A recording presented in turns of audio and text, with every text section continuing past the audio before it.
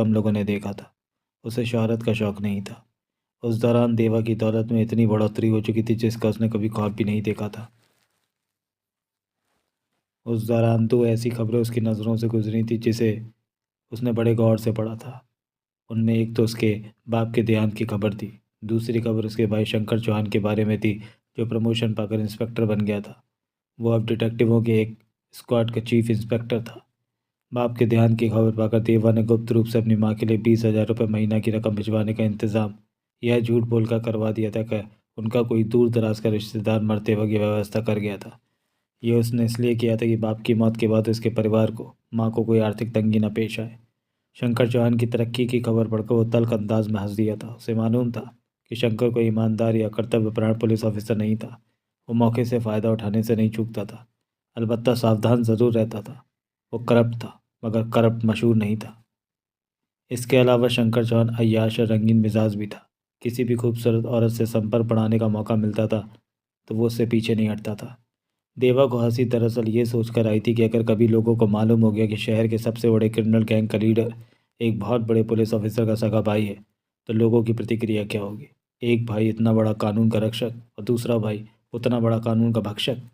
ये भाग्य की विडंबना नहीं थी तो और क्या था। देवा और करीना भी इकट्ठे ही रह रहे थे। उनमें झड़पें भी होती रहती थी, लेकिन वो अभी अलग नहीं हुए थे। वो ज़िंदगी के पूरे मज़े लूट रहे थे, जी खोलकर खर्च करते थे और अपनी इच्छाएं पूरी करते थे। देवा को अब महसूस होता था कि दौलत कमाना मुश्किल काम नहीं है। इतने दिनों तक सुविधापूर्ण जीवन जीने के बाद देवा को महसूस होने लगा था कि उसके अंदर एक बेचैन आत्मा कैद थी।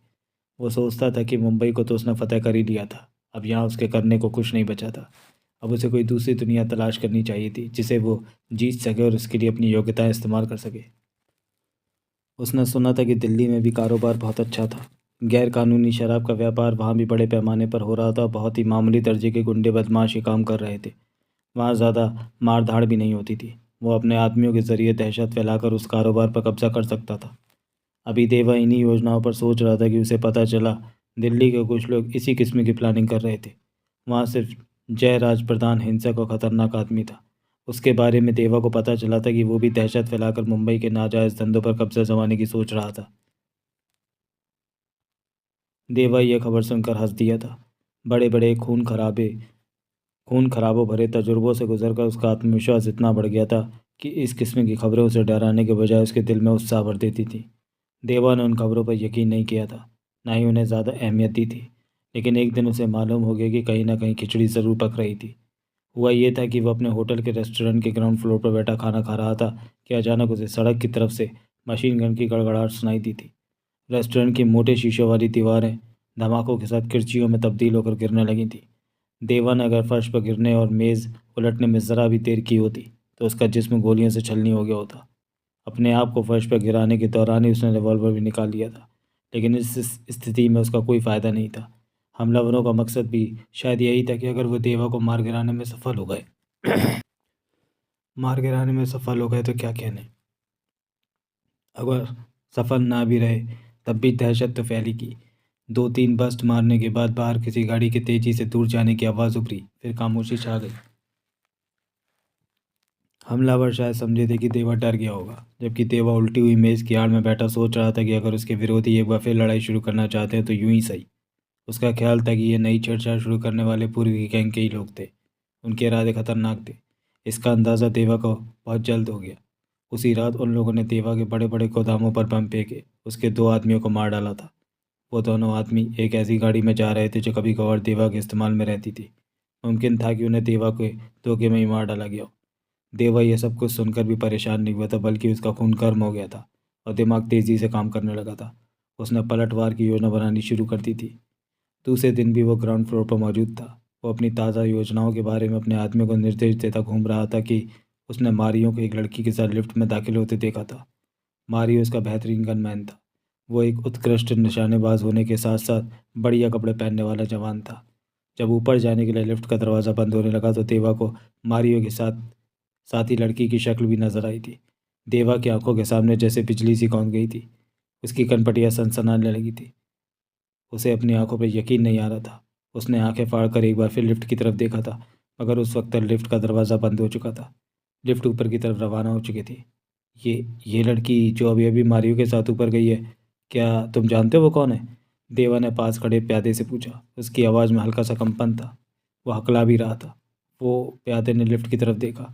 उसकी आंखों में अजीब सी चमक आ गई थी और अनचाही उसने होठों पर जुबान फेरी थी। बड़े गजब की चीज़ है। बहुत से लोगों की इस पर नज़र थी, लेकिन इसे मारियो ले उड़ा।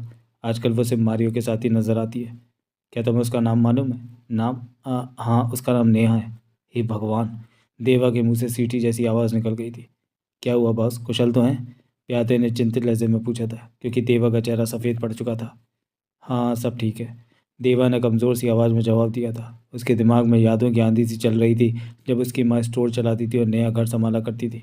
और अब शायद उसकी बहन ने ज़िंदगी का काफ़ी सफ़र तय कर लिया था, और उसकी ज़िंदगी में वो मोड़ आ गया था जो कि वो मारियो जैसे बदमाश के साथ शायद इस बदनाम होटल के किसी कमरे में जा रही थी। वो बड़ी हो गई थी, लेकिन शायद उसे मालूम नहीं था कि मारियो कौन था। देवा सोच रहा था, मारियो जैसे मर्दों के लिए तो औरत महज एक खिलौने की हैसियत रखती थी, लेकिन वो मारियो को बता सकता था कि इस बार उसने गलत लड़की पर हाथ डाला था। दुनिया में कोई ऐसा मर्द नहीं था जो देवा और सुरेंद्रपाल की बहन को खिलौना समझकर उससे खेल सकता। तुमने मारियो को कौन सा कमरा दिया है? उसने सीधा डेस्क क्लर्क से जाकर पूछा। 612, क्लर्क ने जवाब दिया। फिर हिचकिचाते हुए बोला, लेकिन उसके साथ उसकी कोई लेडी गेस्ट भी गई है। अगर आप उससे मिलने जाना चाहते हैं तो बेहतर है कि पहले उसे फ़ोन पर खबर कर दें। मैं उससे मिलने नहीं जा रहा हूँ। देवा गुर्राया और लिफ्ट की तरफ बढ़ गया। आज से पहले उसमें इज्जत और गैरत का एहसास इस तरह नहीं जगा था। शायद पहले उसे मालूम ही नहीं था कि ये चीज़ें क्या मायने रखती हैं। उसे यह भी मालूम था कि वो मौत का सामना करने जा रहा है। ज़रूरी नहीं था कि वो जान लेने में कामयाब हो जाए। उसकी अपनी जान भी जा सकती थी। मारियो इस वक्त शहर का बेहतरीन निशानेबाज और गनमैन था, लेकिन देवा मौत से नहीं डरता था। उसने पहले भी कई बार मौत का सामना किया था, और अब भी मौत का सामना करने के लिए तैयार था। छठे फ्लोर पर देवा लिफ्ट से बाहर निकला था। उसका हाथ कोट की जेब में था। धीरे धीरे कदम उठाता हुआ वह कमरा नंबर 612 के सामने जा रुका था। उसका दायां हाथ जेब से बाहर आया, उसमें गन थी। बाएं हाथ से उसने दरवाजे की नॉब घुमाने की कोशिश की तो उसे पता चला था कि दरवाज़ा लॉक्ड था। उसने उसी हाथ से दरवाज़ा पीट डाला। कौन है? क्या काम है? अंदर से मारियो की गुस्सैल आवाज़ उभरी थी। दरवाज़ा खोलो, देवा घुटी घुटी सी आवाज़ में बोला। मारियो यकीनन उसकी आवाज़ नहीं पहचान सका था। वो पहले से भी ज़्यादा गुस्से से चीखा था। जो भी है दफ़ा हो जाओ, मैं व्यस्त हूँ। मैं सुरेंद्रपाल हूँ, तुम्हारा बॉस। देवा दहाड़ा। फ़ौरन दरवाज़ा खोलो वरना मैं डुप्लीकेट चाबी मंगवा कर दरवाज़ा खोल दूंगा। तब अंदर खामोशी छा गई थी। फिर कपड़ों की सरसराहट और बहुत धीमी स्त्री स्वर में हंसी सुनाई दी थी, जिसमें एक खास किस्म का खुमार था। देवा दरवाजे के सामने से हटकर दीवार के साथ कमर टेक कर खड़ा हो गया। फिर दरवाज़ा खुला था और मारियो की क्रोधित आवाज़ सुनाई दी थी। आखिर ऐसी भी क्या मुसीबत आन पड़ी है बॉस? आपको जो भी बात करनी है क्या बाद में नहीं कर सकते? फिर मारियो थोड़ा आगे आया, क्योंकि वो देवा को देख नहीं पाया था। देवा ने देखा मारियो के जिस्म पर सिर्फ पतलून थी, बाल बिखरे हुए थे। उसकी हालत उसकी व्यस्तता की कहानी कह रही थी। देवा की आंखों में खून उतर आया। फिर अचानक मारियो की निगाह देवा पर पड़ी। उसने देवा के हाथ में गन और उसकी आंखों में गुस्से के शोले भड़कते देखे। वो भी कोई सीधा साधा आम सा नौजवान नहीं था। मौत की आहट को पहचानता था। उसका हाथ तेजी से पतलून के हिप पॉकेट की तरफ गया। उसकी जेब में यकीन उसकी गन मौजूद थी, लेकिन उसे गन निकालने का मौका ही नहीं मिल सका। हरामजादे, तुझे इस लड़की पर हाथ नहीं डालना चाहिए था। कहते हुए देवा उसके शरीर में 6 की 6 गोलियां उतार चुका था। ऐसी स्थिति में मारियो जैसे आदमी का सामना करते वक्त वो एक पल की भी देरी का खतरा न मोल नहीं ले सकता था। मारियो के आगे फटी की फटी रह गई थी। उसके ऊपरी धड़ में 6 सुराख हो गए थे, जिनमें से खून उबल पड़ा था। 6 फायरों के धमाके कुछ इस तरह उभरे थे कि वो लगभग एक ही धमाके की तरह सुनाई दिए थे। दरों दीवार हिलकर रह गए थे। मारियो धीरे से फर्श पर ढेर हो गया। उसकी निर्जीव आंखों में आश्चर्य के भाव स्थिर होकर रह गए थे। तभी देवा को एहसास हुआ कि कमरे के अंदर कोई लड़की डर से चीख रही थी। उसकी चीखों की तेज़ आवाज़ ने जैसे देवा की आंखों के सामने से सारी सुर्ख सुर्ख धुंध साफ कर दी थी। उसे होश आ गया, जैसे किसी ने उस पर ठंडा पानी उड़ेल दिया। हर चीज़ उसे साफ नजर आने लगी थी। वो मारियो की लाश को एक तरफ पाँव से खिसकाकर कमरे में दाखिल हुआ तो उसने नेहा को अपने कपड़े संभाले दहशत में खड़े चीखे मारते देखा। उसने सोचा भी नहीं था कि बरसों बाद किसी मोड़ पर छोटी बहन से उसका इस तरह सामना होगा। शट अप, तेवा घुर्राया। पुलिस के आने से पहले यहाँ से फूट जाओ। खूनी दरिंदे, तूने उसे मार डाला, वो रोते हुए बोली। उसने अब चीखना बंद कर दिया था। देवा को यह अंदाज़ा करके राहत महसूस हुई कि नेहा ने उसे पहचाना नहीं था। उसे खुशी थी कि उसने अपने ही एक जानवर जैसे साथी के हाथों अपनी छोटी बहन की इज्जत लुटने से बचा ली थी। उसने नेहा को कमरे से निकालने के लिए उसका बाजू थामने की कोशिश की, लेकिन नेहा ने नफरत से उसका हाथ झटक दिया। उसे सकते हुए बोली, मुझे हाथ मत लगाओ कातिल, खूनी। तुमने उसे मार डाला जो दुनिया में मुझे सबसे ज़्यादा प्यारा था। नेहा आगे बढ़ी और मारियो की लाश पर जा गिरी। वो पागलों की तरह उसके चेहरे पर हाथ फेर रही थी। उसकी आंखों में आशा की एक क्षीण सी चमक थी। आंसू गालों पर बह रहे थे। शायद वो सोच रही थी कि किसी चमत्कार से मारियो उठ खड़ा होगा, उसके मुर्दा शरीर में जान पड़ जाएगी। देवा आश्चर्य और विश्वास से नेहा की तरफ देख रहा था। उसके लिए यह भी जैसे जिंदगी का एक नया तजुर्बा था। उसे यकीन नहीं आ रहा था कि दुनिया में कोई किसी से इतना प्यार भी कर सकता है। अजीब व गरीब मनोस्थिति का शिकार होकर देवा की कनपटियां सनसनाने लगी थी। उसके दिलो दिमाग में न जाने कैसे कैसे जज्बात की कशमकश चल रही थी। उसे यूं लग रहा था कि जज्बात की शिद्दत से उसकी नसें फट जाएंगी, दिल की धड़कनें बंद हो जाएंगी। उसने झुककर सख्ती से नेहा का बाजू पकड़कर उसे झटके से उठाया था और बड़ी निर्दयता से उसे दरवाजे की तरफ ढकेल दिया था। दफ़ा हो जाओ यहाँ से, वो दांत पीस कर बोला। इस मामले में अपनी ज़ुबान बंद रखना वरना पछताओगी। नेहा ने गर्दन घुमाकर आंसुओं भरी निगाह से उसकी तरफ देखा और बच्चों की तरह सिसकियां लेते हुए बोली, मैं प्रार्थना करूंगी कि तुम ज़रूर पकड़े जाओ और तुम्हें फांसी हो जाए। फिर वो उसी तरह सिसकियां लेती हुई कमरे से निकल गई। उसके सैंडलों की खटखट से देवा को पता चल गया कि वो लिफ्ट से नई सीढ़ियों से जा रही थी। फिर देवा ने आगे बढ़कर फ़ोन का रिसीवर उठाया। जब डेस्क क्लर्क की आवाज़ सुनाई दी तो वो बोझिल से सर में बोला, मारियो कुछ देर पहले मर गया है। मैं उसके कफन दफन के इंतजाम के बारे में बाद में बताऊंगा। अपने तमाम आदमियों को खबरदार कर देना कि जब पुलिस तफ्तीश के लिए आए तो वह हर बात से अज्ञानता प्रकट करें। अगर ये बात पुलिस को मालूम हो भी जाए कि कोई लड़की मारियो के साथ ऊपर गई थी, तब भी कोई लड़की का नाम न ले। अगर किसी ने लड़की का नाम लिया तो वो उसे अपने लिए मौत का पैगाम समझे। मेरी तरफ से सबको ये बातें समझा देना। उसने फ़ोन बंद कर दिया तो अपने आप को बिल्कुल हल्का फुल्का महसूस किया। वो एक बार मारियो की लाश के पास पहुंचा और झुककर उसे देखने लगा। अचानक उसके अंदर एक उबाल सा उठा। उसने खाली रिवॉल्वर मारियो की लाश पर दे मारा। रिवॉल्वर उछलकर दूर जा गिरा। फिर वो नीचे आया और अपने ऑफिस में अपनी रिवॉल्विंग चेयर पर ढेर हो गया। उसे कुछ अंदाज़ा नहीं था कि वो कितनी देर यूं ही बैठा रहा। फिर उसे एहसास हुआ था कि पास ही कई कदमों की धमक हो रही थी और कमरे में शायद कई लोग आ गए थे। देवा ने धीरे से आंखें खोली तो एएसपी जयंत तामरे को सामने खड़ा पाया था। तामरे के हाथ में रिवॉल्वर था जिसका रुख देवा की तरफ था। पहले तो देवा को यह दृश्य धुंधला धुंधला दिखाई दिया था। अभी उसके होश हवास सही तौर पर काम नहीं कर रहे थे। इससे पहले उसके हाथों जब भी कोई कत्ल हुआ था उसकी हालत ऐसी नहीं हुआ करती थी। किसी को कत्ल करने के बाद उसे एक किस्म की फतह का एहसास हुआ करता था, लेकिन आज मारियो को कत्ल करने के बाद उसे एक अजीब सी पराजय का एहसास हो रहा था। एसीपी जयंत तांबरे को अपने सामने खड़े देखकर और उसके हाथ में पकड़े रिवॉल्वर का रुख अपनी तरफ पाकर वो अपने ख्यालों की दुनिया से बाहर आया। उसने देखा कमरे में और भी कई पुलिस वाले मौजूद थे। देवा, आखिरकार आज तुम पकड़े ही गए, तामरे विजेता कैसे अंदाज में बोला। आज हमने तुम्हें सबूतों के साथ पकड़ लिया है। तुमने एक लड़की के चक्कर में ईर्ष्या की वजह से अपने खास आदमी को कत्ल कर दिया। देवा सीधा होकर बैठ गया। उसने कहर भरी निगाहों से कमरे में मौजूद पुलिस वालों को घूर घूर कर देखा। एएसपी तांबरे को शायद आशंका हुई कि वो कुछ करने का इरादा रखता है। वो रिवॉल्वर को लहराता हुआ बोला, खबरदार कोई बेवकूफ़ी मत करना वरना पछताने का भी मौका नहीं मिलेगा। जब उसने देखा कि देवा उसी तरह निश्चिंत बैठा हुआ था तो तांबरे आगे बोला, तुम्हें हमारे साथ जेसीबी के ऑफिस चलना होगा। कमरे में धातु की चीज़ों के टकराने की खड़खड़ाहट उभरी और एक कांस्टेबल हथकड़ियाँ लेकर देवा की तरफ बढ़ा। देवा हाथ उठाकर गुर्राया, मेरे लिए हथकड़ियों की ज़रूरत नहीं है। तुम मुझे जहाँ भी ले जाना चाहते हो मैं चलने के लिए तैयार हूँ, लेकिन उससे पहले मैं अपने वकील को फ़ोन करके बुलाना चाहता हूँ, जो कि मेरा हक है। उसने फ़ोन रिसीवर उठाया, लेकिन एक पुलिसिया ने लपक कर उसके हाथ से रिसीवर झपट कर क्रेडिल पर पटक दिया। उसे ऐसा करने के लिए तांबरे ने इशारा किया था। इस वक्त तांबरे कुछ ज़्यादा ही विजेता के से जोश में भरा दिखाई दे रहा था। जेसीबी ऑफिस पहुंचने से पहले तुम किसी को फ़ोन नहीं करोगे, तांबरे ने फैसला सुनाया, और तुम हथकड़ियाँ भी ज़रूर पहनोगे। तुम जैसे बड़े भाई पर हाथ डालने के मौके हमें बार बार नहीं मिला करते। मैं तुम्हें हर महीने रकम देता रहा, उसका तुम ये सलाह दे रहे हो? देवा ने तांबरे को पूछा। कैसी फिजूल बकवास कर रहे हो? जैन तांबरे बेफर कर बोला। कैसी रकम? कौन सी रकम? मैंने आज तक तुम जैसे किसी भी बदमाश से कोई रकम नहीं ली। अब तुम फंसने लगे हो तो मुझ पर इल्ज़ाम गढ़ने लगे।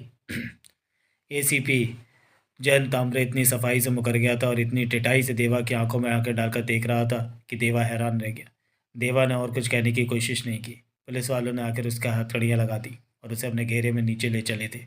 जब वो रेस्टोरेंट के हॉल के सामने से गुजरे थे तो वहाँ गैंग के बहुत से आदमी खड़े हुए थे। उन्होंने अपने बॉस को हथकड़ियाँ लगे बहुत से पुलिस वालों के घेरे से बाहर जाते देखा। उनकी आंखों में हैरत, खौफ और अविश्वास सब एक साथ थे। फिर उनकी आंखों में पुलिस के लिए नफरत उभर आई, लेकिन इस वक्त वो कुछ नहीं कर सकते थे। देवा को इस बात की रत्ती भर भी परवाह नहीं थी कि आगे उसके साथ क्या होने वाला था। वो बस उदास था। वो बाहर पहुंचे तो वहाँ फुटपाथ के साथ पुलिस की कई गाड़ियाँ लगी खड़ी थी और होटल के सामने 6 पुलिस वाले यूं मशीन गन लिए खड़े थे जैसे कोई किला फतेह करने आए हों। ये बात सच है कि खुद पुलिस भी ये कदम उठाते हुए डर रही थी। इसलिए इतनी ज़्यादा फोर्स और इतने ज़्यादा हथियार लेकर आए थे। देवा सोच रहा था कि किसी ने उस वारदात के बारे में मुखबरी की थी। आखिर पुलिस इतनी भारी तादाद में इतनी जल्दी कैसे आदम की थी? लेकिन किसने मुखबरी की थी कि मारियो के कत्ल में फ़ौरन किस पर हाथ डाला जा सकता है? बहरहाल वो जो कोई भी है, उसे अपनी इस हरकत का खामियाजा भुगतना पड़ेगा। देवा ने दिल ही दिल में सोचा। जेसीपी कैलाश पवार के ऑफिस में पहुंचकर देवा को वकील महेश के कमरे में ले जाया गया, जो पवार का असिस्टेंट भी था। इसके साथ साथ वो कैलाश पवार के लिए हफ्ते जमा करने का काम भी करता था। देवा उसके हाथों अब तक कैलाश पवार के लिए लाखों रुपए कैश भिजवा चुका था, लेकिन इस वक्त महेश के चेहरे पर भी अ- अजनबियत और परायापन नजर आ रहा था। हाँ तो देवा, क्या तुम्हें अपनी सफाई में कुछ कहना है? महेश ने सपाट लहजे में पूछा। नहीं, देवा ने जवाब दिया। क्या तुम मुझे बेवकूफ़ समझते हो कि मैं अपनी सफाई पेश करने की कोशिश करूंगा? मुझे मालूम है इसमें मैं अपनी सफाई में जो कुछ कहूंगा उस पर कितना यकीन किया जाएगा। बहुत खूब, बहुत अक्लमंद आदमी हो। महेश का लहजा अब भी शुष्क था। हाँ, मैं अकेले में ज़रूर तुमसे बात करना चाहूँगा, देवा ने भी शुष्क लहजे में कहा। महेश ने कुछ सेकंड सोचा, फिर पुलिस वालों से बोला, तुम लोग बाहर जाओ और जब तक मैं ना बुलाऊं कोई अंदर ना आए। कहते हुए उसने अपना सर्विस रिवॉल्वर निकाल कर अपने सामने मेज पर रख लिया था। ज़रा सी भी गलत हरकत का नतीजा तुम्हारी मौत होगा। देवा गुस्से से गुर्रा कर रह गया था, फिर नफरत से बोला, तुम जैसे कमीनों से और उम्मीद भी क्या की जा सकती है? महेश जटाई से मुस्कुरा कर बोला, अगर तुम मेरे हाथों मारे गए तो सरकार बहुत सारे खर्चों और सिरदर्दी से बच जाएगी। उसे तुम्हारे ऊपर अदालती कार्रवाइयाँ और तुम्हें फांसी के तख्ते तक पहुँचाने का कष्ट नहीं उठाना पड़ेगा। तुम मुझे सज़ा नहीं दिला सकते, देवा ने हकारत से कह कहा लगा कर कहा। क्यों नहीं दिलवा सकते? महेश ने त्योरियां चढ़ाकर पूछा था। जेसीपी साहब तो इस बार तुम्हें सजा दिलवाने पर तुले बैठे हैं। तुम्हारे खिलाफ सरकारी वकील का फर्ज भी मुझे ही निभाना पड़ेगा। इससे तुम्हें क्या फ़ायदा होगा? देवा ने कुछ आश्चर्य से पूछा था। अगर मैं मर गया तो गैंग बिखर जाएगा, तुम्हारी ढेरों ऊपर की कमाई का जरिया खत्म हो जाएगा। क्या अब तुम्हें मेरी ऊपरी कमाई की परवाह नहीं रही? अगर तुम्हारा गैंग खत्म हो जाएगा तो इस बड़े शहर में दो तीन गिरोह की गुंजाइश निकल आएगी। उनसे हमें और भी ज़्यादा आमदनी होगी। हमारी ऊपरी कमाई खत्म नहीं होगी, बल्कि उसमें और ज़्यादा बढ़ोतरी हो जाएगी। इससे अच्छा क्या ये नहीं रहेगा कि मैं ही तुम्हारी मासिक रिश्वत को बढ़ा दूं? देवा ने कहा। इतने लंबे लफड़े की जगह तुम आसान तरीका चुन सकते हो। अब हम सरकारी लोगों का विचार ये है कि किसी एक गैंग को ज़्यादा ताकत न पकड़ने दी जाए। तुम पहले ही हमारी उम्र से कहीं ज़्यादा ताकतवर बन चुके हो। तुम्हारा मामला हमें हाथों से निकलता दिखाई देने लगा है। इससे पहले कि तुम और तुम्हारा गैंग पूरी तरह ही हमारे हाथ से निकल जाए, हम तुम्हारा सिर कुचल देना चाहते हैं। इसका सुनहरा मौका इस वक्त हमें मिल गया है। तुम्हारी जगह दो तीन छोटे छोटे गिरोहों को मौका देना हमारे लिए बेहतर होगा, क्योंकि उन्हें आसानी से कंट्रोल किया जा सकेगा। महेश ने बड़े इत्मीनान से अपने इरादे और कूटनीति बता दी थी। वह सरकारी प्रतिनिधि था और एक प्रकार से भीतरी सरकारी कार्यनीति का ही वर्णन कर रहा था। देवा उसके इस तरह इत्मीनान से यह सब कुछ कह देने से हैरान रह गया था। तभी देवा के अंदर से उसका स्वाभाविक क्रोध और आक्रोश उमड़ पड़ा था। उसके दिलो दिमाग में आंधियाँ सी चलने लगी थी। जब वो बोला था तो उसके लहजे में बला की ठंडक और क्रूरता थी।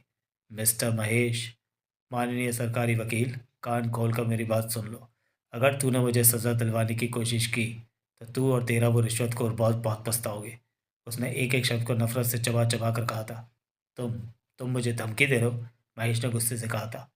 नहीं, मैं तुम्हें एक मूर्खता से दूर रखने की कोशिश कर रहा हूँ, देवा ने ठहरे हुए स्वर में कहा।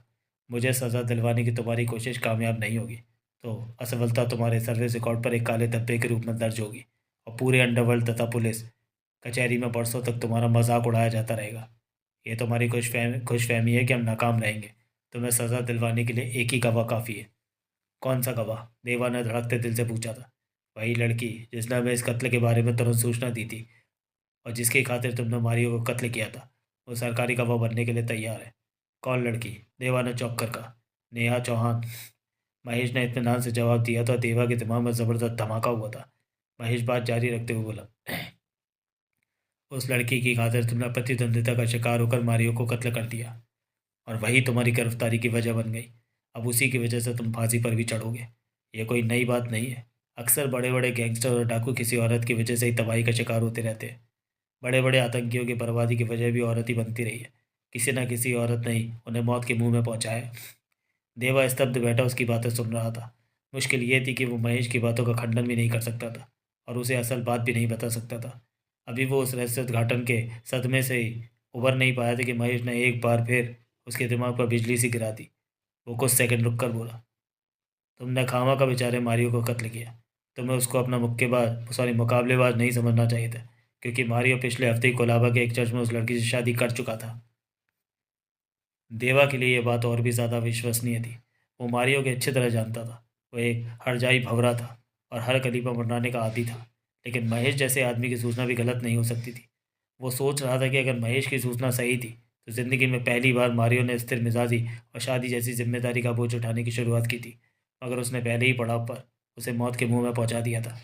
इस तरह उसने किसी हद तक सीधी राह की तरफ पलटने वाले एक आदमी को ही कत्ल नहीं किया था, बल्कि अपनी सगी बहन का सुहाग भी उजाड़ डाला था। उसकी मोहब्बत की दुनिया बर्बाद कर दी थी। हे भगवान, ये मैंने क्या कर दिया। देवा ने दिल्ली दिल में अफसोस से सोचा। अब कुछ नहीं हो सकता। जो कुछ हो चुका है उसकी भरपाई का कोई तरीका नहीं है, और इसकी प्रतिक्रिया मुझे तबाह कर देने का इशारा रखती है। तो इसमें उस बेचारी का कोई कसूर नहीं है। देवा की आंखें धुंधलाई जा रही थी और उसका दिमाग चकरा रहा था। उसी हालत में उसे हवालात में पहुंचा दिया गया। शहर के सबसे बड़े और खतरनाक गैंग के लीडर पर कत्ल का मुकदमा कायम होना और उसके खिलाफ अदालती कार्रवाई शुरू होना जैसे साल की सबसे बड़ी खबर थी, जो सबसे सनसनीखेज खबर भी थी। देवा के बारे में अब एक आम आम ख्याल बन चुका था कि वो कानून की पहुंच से बहुत ऊपर पहुंच चुका था। वो इतना ताकतवर हो चुका था कि अब कानून उसका कुछ नहीं बिगाड़ सकता था।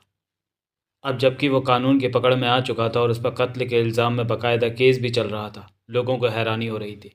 उन दिनों चारों तरफ शांति थी और सनसनीखेज खबरों का मीडिया में अकाल सा पड़ा हुआ था, इसलिए मीडिया वाले उस खबर पर खास ध्यान दे रहे थे। देवा के लिए भी मुकदमे की कार्रवाई का हर दिन किसी मुसीबत से कम नहीं था। उसे सज़ा का खौफ नहीं था, अपनी असली शिनाख्त जाहिर हो जाने का डर था। सरकारी वकील का कर्तव्य पुलिस हेडक्वार्टर का वकील खुद महेश निभा रहा था। जिला अटर्नी का एक असिस्टेंट उसका सहयोगी था। दूसरी तरफ देवा ने अपने बचाव के लिए शहर के दो बेहतरीन वकीलों की सेवाएं प्राप्त की थी। उनमें से भी एक जिला अटर्नी का असिस्टेंट रह चुका था। वो दोनों देवा से एडवांस में इतनी फीस वसूल कर चुके थे कि 3-4 साल तक शाही शाही ठाट से ज़िंदगी गुजार सकते थे। नेहा निसंदेह सरकार की अहम गवाह थी, लेकिन ये सिर्फ इसलिए संभव हुआ था क्योंकि देवा ने उसे प्राणदान दे रखा था, वरना वो गवाही देने के लिए अदालत तक किसी हालत में नहीं पहुंचने दी जाती। उसके साथियों ने नेहा का पत्ता साफ करने के लिए कई सुझाव देवा के सामने पेश किए थे। जाहिर है, देवा ने इन सब सुझावों को सख्ती से रद्द कर दिया था, जबकि उसके आदमियों के लिए नेहा को ठिकाने लगाना चुटकी बजाने से भी आसान काम था। उन सभी सुझावों के रद्द हो जाने पर जहां उसके साथी हैरान हुए थे, वहीं देवा के वकीलों को भी ये बात कतई पसंद नहीं आई थी। वो देवा को बचाने के लिए हर हथकंडा इस्तेमाल करने के हक में थे। सबसे पहले वो अहम गवाह को ही रास्ते से हटवाना चाहते थे। देवा ने अलबत्ता एक काम ज़रूर किया था, वो ये कि उसने नेहा के पास 20 लाख रुपए की ऑफ़र भेजी थी कि वो 20 लाख लेकर तब तक शहर से गायब हो जाए जब तक कि देवा कोर्ट से बरी ना हो जाए। लेकिन नेहा ने न सिर्फ उसकी ये पेशकश ठुकरा दी थी, बल्कि उसने मीडिया वालों को भी ये बात बता दी थी। मीडिया वालों के एक और सनसनीखेज खबर बनाने का मैटर हाथ लग गया था। जिस दिन कोर्ट में नेहा की गवाही थी, उसके सब घर वाले वहाँ आए हुए थे। वो सब अच्छे हुलिये में थे और उनके चेहरों पर खुशहाली की चमक थी। देवा को यह देखकर खुशी तो मिली थी, लेकिन साथ ही वो परेशान भी था कि कहीं उसकी माँ या कोई भाई बहन उसे पहचान न ले। उसने मुलजिमों वाले कटघरे में से अपने चेहरे का जख्म के निशान वाला हिस्सा ही उनकी तरफ किए रखा था। इस तरफ से उसका चेहरा बिल्कुल अलग नजर आता था। उसने कनखियों से देखा, उसकी माँ के चेहरे पर उसके लिए नफरत के भाव थे। ये देखकर उसका दिल खुश हो गया। नेहा ने गर्दन ऊंची करके और देवा को नफरत से घूरते हुए अपना बयान पूरा किया था। सरकारी वकीलों ने जानबूझकर मारियो का चरित्र बहस का विषय नहीं बनने दिया था कि वो किस किस्म का आदमी था। देवा ने अपने वकीलों को भी मारियो के चरित्र के बकी उधेड़ने से रोक दिया था। उसके दिमाग में यही था कि आखिर वो उसका बहनोई और उसकी बहन का दिवंगत पति था। नेहा का बयान खत्म हुआ तो देवा के वकीलों में से एक ने उस पर जिरह शुरू कर दी थी। जिस वक्त मिस्टर मारियो ने दस्तक सुनकर दरवाज़ा खोला था, क्या वो अपनी नज़र में था हर पल, उस वक्त तक जबकि वो गोलियां खाकर फर्श पर गिरे थे? जी हाँ। आपने ये भी देखा था कि उन्होंने गन निकालने के लिए पतलून की जिप पॉकेट की तरफ हाथ बढ़ाया था? वकील ने पूछा। हाँ। आपने फायरों के धमाके सुनने से पहले उन्हें जेब की तरफ हाथ बढ़ाते देखा था ना? हाँ, नेहा ने बिना एक पल भी हिचके जवाब दिया था। इसका मतलब आपने सिर्फ फायरों के धमाके सुने थे। आपने सच में मेरे मुवक्किल देवा को मारिया पर गोलियां चलाकर उसे मारते हुए नहीं देखा था? नहीं नहीं, नेहा ने कुछ कहना चाहा था, लेकिन वकील ने उसकी बात काट दी। बस मुझे इतना ही पूछना था। वो मुस्कुराता हुआ वापस जाकर अपनी सीट पर बैठ गया था। सरकारी वकीलों की बेंचों की तरफ भनभनाहट सी उभरने लगी थी। शायद वो लोग हैरान थे कि वकील साहब ने इतनी थोड़ी सी जिरह क्यों की। उन्हें एहसास हो गया था कि वकील साहब ने नेहा के बयान में कोई पॉइंट पकड़ लिया है जो कि आगे केस में सेंध लगा सकते हैं।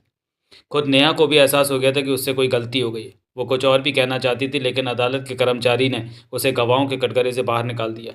अदालत में करीना भी मौजूद थी। पुलिस को ये तो जानकारी थी कि अंडरवर्ल्ड में 2-3 लड़कियां गन गर्ल का काम करती हैं, लेकिन वो उनमें से किसी को भी शक्ल से नहीं पहचानते थे।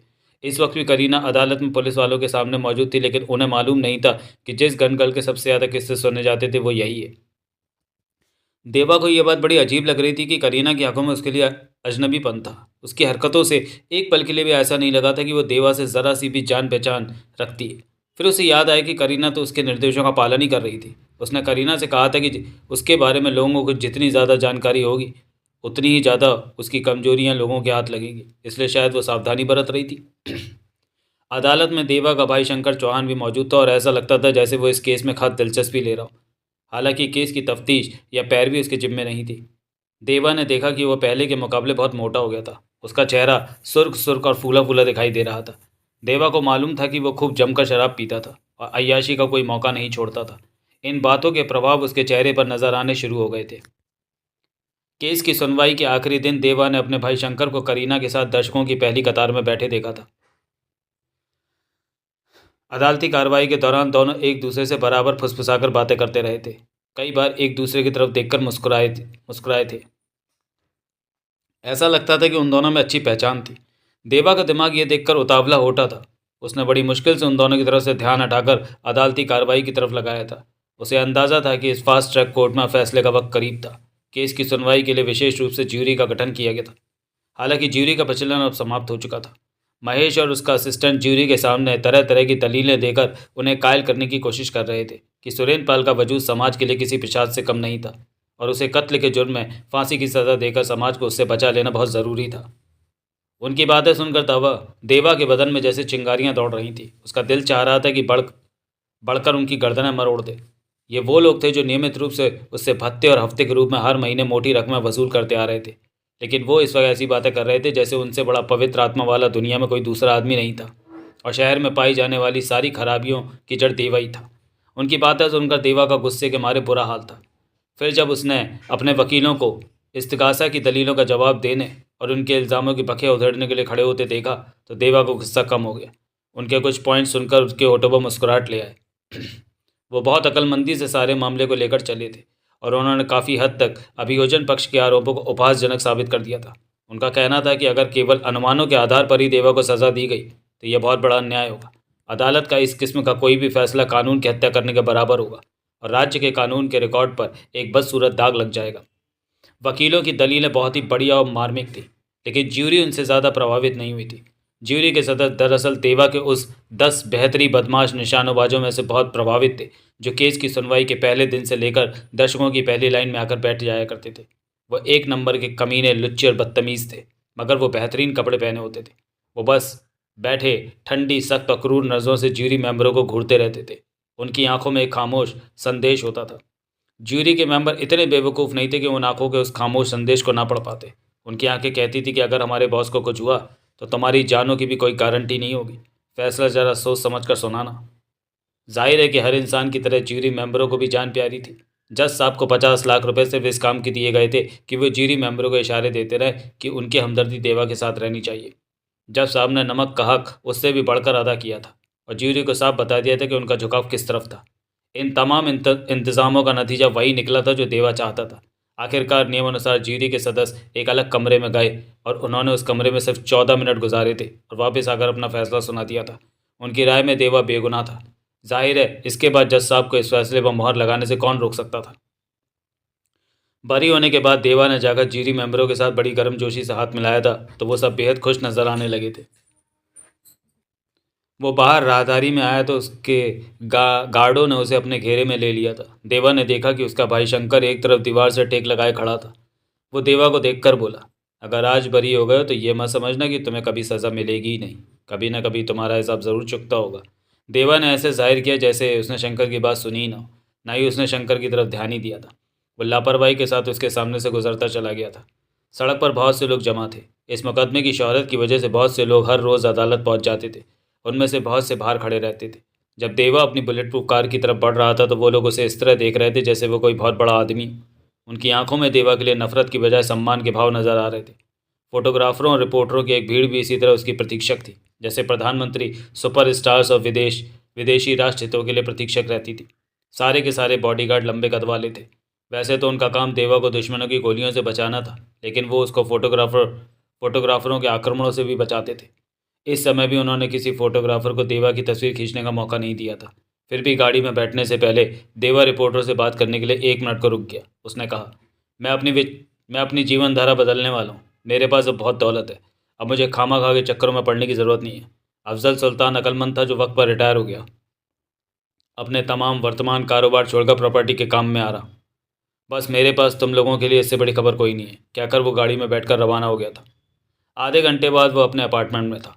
इन दिनों वो करीना के साथ जूहू इलाके के खूबसूरत अपार्टमेंट में रह रहा था। उसे देखकर हैरत हुई थी कि करीना ने उसका स्वागत बड़े ठंडेपन से किया था। मैं बहुत थक गया हूँ, देवा ने कोट उतारते हुए कहा। वो वाकई बुरी तरह थकान महसूस कर रहा था। मुकदमा उसके लिए वास्तव में बड़ा तनाव भरा और थकान भरा साबित हुआ था। फिर उसे करीना के ठंडेपन का एहसास हुआ तो वो उसकी तरफ आकर्षित होकर बोला, क्या बात है, तुम कुछ रूठी रूठी से लग रही हो। अपनी समस्त थकान के उपरांत भी देवा ने अपने स्वर की प्रफुल्लता बनाए रखने की कोशिश की थी। मुझे तुमसे एक ज़रूरी बात पूछनी है, करीना ने संजीदा लहजे में कहा। कैसी बात। देवा ने तीखी नज़रों से उसकी तरफ देखा। सच सच बताओ, वो लड़की तुम्हारे लिए क्या महत्व रखती है। करीना की संजीदगी बरकरार थी।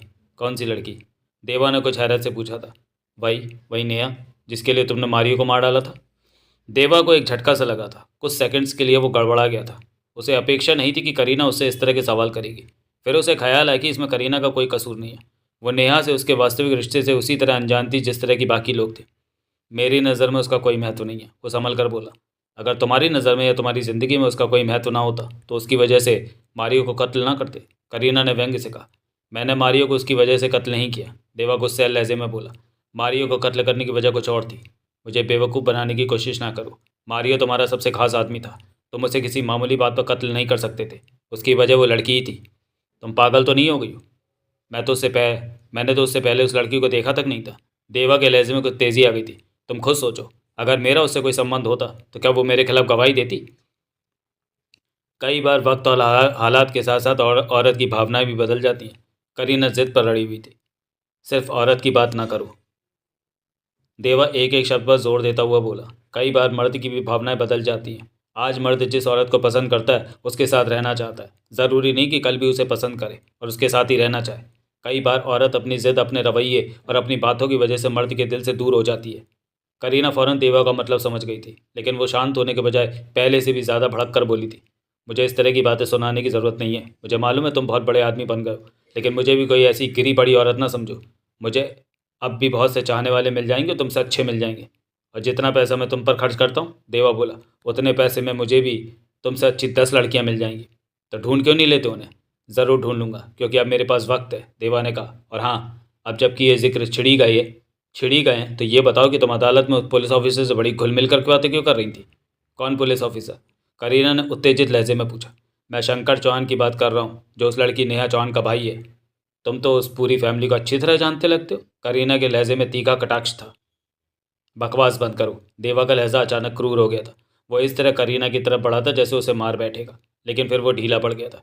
क्योंकि मुझे अभी बहुत से ज़रूरी काम करने, इसलिए निजी लड़ाई झगड़ों से दूर ही रहना चाहिए। अभी पता नहीं कब तक हमें साथ रहना है। कौन से ज़रूरी काम करने तुम्हें। करीना का लहजा अब भी तीखा था। जैन तांबरे और वकील पुलिस है, महेश से हिसाब बराबर करना है। उन शैतान के बच्चों ने मुझे डबल क्रॉस किया है और मुझे धोखा देने वाला इतनी आसानी से बचकर नहीं जा सकता। तांबरे चाहता तो मुझे बचा सकता था, लेकिन इसके बजाय वो मुझे गिरफ्तार करने आ गया था। उसने मुझे हथकड़ियाँ भी लगवाईं। क्या मैं उसे इस क्या मैं उसे इस काम के लिए हर महीने मोटी रकम देता था। ऐसा ही कुछ उस हरामी वकील महेश ने भी मेरे साथ किया। मैं उन दोनों को छोड़ूंगा नहीं। मैं उन तीनों से निपटूंगा। वो महेश का बॉस जो जॉइंट पुलिस कमिश्नर बना फिरता है, उसे भी नहीं छोड़ूंगा। उन हरामखोरों को इतनी रकमें खिलाने का मुझे कोई फ़ायदा नहीं हुआ। देवा का गुस्सा बढ़ता ही जा रहा था। वो अपने अपने गुस्से और शिकवे शिकायतों को भूल कर इन बातों में उलझ गए थे, लेकिन दोनों के दिलों में दरार भी ज़ोरदार पड़ गई थी। वो बंद नहीं हुई थी। वक्ती तौर पर करीना और देवा अपने शिकवे शिकायतें भूल गए थे, लेकिन एक दूसरे के लिए उनकी भावनाएं अब पहले जैसी नहीं रही थी। देवा उन तीनों पुलिस वालों वकील से इंतकाम लेने की योजना बनाता रहा था। अगले दिन देवा अपने हेडक्वार्टर पहुंचा। उसके आदमी ने उसे देखकर खुशी प्रकट की, लेकिन देवा ने महसूस किया कि इसमें कोई अलग बात भी थी। उसे कुछ उत्सुकता सी हो गई, लेकिन उसने किसी से भी कुछ भी पूछने से परहेज ही किया था। जल्दी उसे वो बात मालूम भी हो गई। उसके 8-10 आदमी एक प्रतिनिधि मंडल की तरह उसके पास पहुंचे थे। अजीत सावले नामक एक नौजवान अनौपचारिक रूप से उनका लीडर बना हुआ था। कुछ देर तक इधर उधर की बातें करने के बाद वो असल की तरफ आया था। वो, बॉस, खबर गर्म है कि आप सारे वर्तमान धंधे छोड़कर प्रॉपर्टी के कारोबार की तरफ आकर्षित हो रहे हैं। अभी मैंने सोचा इस बारे में, कोई पक्का फैसला नहीं किया, देवा ने जवाब दिया। बहरहाल मेरे पास अब इतनी दौलत है कि मैं रिटायरमेंट का फैसला भी ले सकता हूँ और प्रॉपर्टी डीलर का रियल एस्टेट जैसा कोई कारोबार भी शुरू कर सकता हूँ जो रिटायरमेंट जैसी ज़िंदगी में भी चलाया जा सकता है। हाँ हाँ, ये तो सब ठीक है, लेकिन आप शायद भूल रहे हैं कि आपके लिए ये दौलत जमा करना हम सबकी वजह से ही संभव हुआ है। अजीत सामले बोला था। हम सब हर अच्छे और बुरे वक्त में आपके साथ रहे और कभी आपका साथ नहीं छोड़ा। मुझे सब मालूम है और मुझे इन बातों से इनकार नहीं है, लेकिन तुम मुझे ये सब बातें क्यों याद दिला रहे हो? देवा ने कुछ आश्चर्य से पूछा था। क्योंकि आपके इरादों ने हमें चिंता में डाल दिया है, हमें हमारा भविष्य खतरे में नजर आने लगा है, अजीत सावले ने जवाब दिया। अगर आपने हमें छोड़ दिया, गैंग की जिम्मेदारियों से हाथ खींच लिया, तो गैंग बिखर जाएगा। फिर हम सब क्या करेंगे, कहाँ जाएंगे? आप इस तरह हमें बीच रास्ते में छोड़कर नहीं जा सकते। अजीत बड़ी गंभीरता से बातें कर रहा था और बाकी लोग इसके समर्थन में सिर हिला रहे थे। देवा के ख्याल में उनका इस किस्म की बातें करना और इस किस्म का विषय छेड़ना अवज्ञा और उद्दंडता की पहली निशानी था। उसके अंदर एक उबाल सा उठने लगा। पहले उसने सोचा कि उन्हें डांट कर कमरे से भगा दे, लेकिन उसकी किसी अज्ञात इंद्री ने उसे ऐसा करने से रोके रखा था। उसे उन लोगों के रंग ढंग में कुछ ज़्यादा ही संजीदगी और फिक्रमंदी नजर आ रही थी। ये कोई अच्छी निशानी नहीं थी। देवा को महसूस हुआ कि इस मामले को सख्ती से हैंडल नहीं करना चाहिए। उसे यह भी एहसास हो रहा था कि गैंग को ज़्यादा से ज़्यादा ताकतवर बनाते वक्त खुद उसने एक भयानक और ताकतवर राक्षस का निर्माण कर डाला था, जो वक्त पड़ने पर उसी की गर्दन मरोड़ सकता था। वो चाहता भी तो उस प्रेस से छुटकारा नहीं पा सकता था। अगर इन लोगों को अपनी आमदनी खत्म होती नजर आती और भविष्य अंधकार में दिखाई देता, तो ये लोग उसे खत्म भी कर सकते थे। मैंने मीडिया के सामने जो कुछ कहा था उसे ज़्यादा अहमियत ना दो, देवा ने अपने लहजे में खुशी भरने की कोशिश करते हुए कहा। हम जैसे लोगों को डिप्लोमेसी के तहत न जाने कहाँ कहाँ क्या क्या कहना पड़ता है, सिर्फ दिखावे के लिए। वो बात मैंने पुलिस वालों को ज़रा गलतफहमी में डालने के लिए कही थी, क्या समझे? देवा की बातें सुनकर उसके आदमियों के चेहरे पर से तनाव खत्म हो गया था। उनके दिमागों से जैसे कोई बड़ा बोझ उतर गया था। देवा पहले से भी ज़्यादा खुशदिली से बोला। तुम लोग जाओ और पहले की तरह अपनी सरगर्मियाँ जारी रखो। किसी किस्म की फिक्र करने की ज़रूरत नहीं है, मैं कहीं नहीं जाने वाला। उसके आदमी खुश होकर विदा हो गए थे। उसके बाद देवा ने अपनी प्रतिशोधी योजनाओं पर अमल करने में ज़रा भी देर नहीं की थी। उसने अपने कुछ आदमियों की ड्यूटी लगा दी थी कि वो एएसपी जयंत तांबरे की निगरानी करें और उसे एक पल के लिए भी अपनी नज़रों से ओझल न होने दें। उसके मामलों पर गहरी नज़र रखें। 5 दिन तक जयंत तांबरे की दिन रात निगरानी होती रही थी। फिर उन 5 दिनों की रिपोर्टों को सामने रखकर देवा ने योजना तैयार की थी। एक रात वो शानदार बिल्डिंग के गेट पर पहुंचा, जहां उसका अपार्टमेंट था। असामान्य रूप से सिक्योरिटी गार्ड के पास रुक गया था। उसने बड़े प्यार से गार्ड का हालचाल पूछा था और उसे अपना कीमती सिगार भी पेश किया था। फिर चलते वक्त उसने गार्ड से टाइम भी पूछा था। फिर वो लिफ्टमैन के पास भी रुका था, जो एक अधेड़ आदमी था और रिटायर्ड रौबदार फौजी था। देवा ने उससे भी दोस्ताना लहजे में बात की थी और उसे भी सिगार पेश किया था।